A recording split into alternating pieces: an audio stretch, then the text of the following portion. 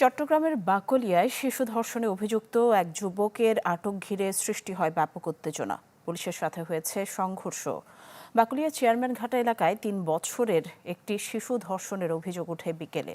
স্থানীয় লোকজন এতে অভিযুক্ত যুবককে একটি ভবনে আটকে রাখে। জড়ো হয় বিপুল সংখ্যক মানুষ।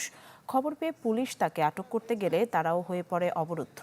স্থানীয়রা দাবি করতে থাকে অভিযুক্তকে তাদের হাতে তুলে দেওয়ার। সন্ধ্যার পর এক পর্যায়ে স্থানীয়দের সাথে পুলিশের সংঘর্ষ বাধে। পুলিশ পরিস্থিতি নিয়ন্ত্রণে ফাঁকা গুলি ও টিয়ার শেল ছোড়ে। এ নিয়ে কয়েক ঘন্টা ধরে উত্তেজনা আতঙ্ক বিরাজ করে এলাকায়। বাঁশি দিয়ে মূলত ঘটনাটি পরিস্থিতি সামাল দেওয়ার চেষ্টা করছেন। এর পেছনে একদল পুলিশ সদস্য তারা পরিস্থিতিটি নিয়ন্ত্রণ করতে চাচ্ছেন। তারাও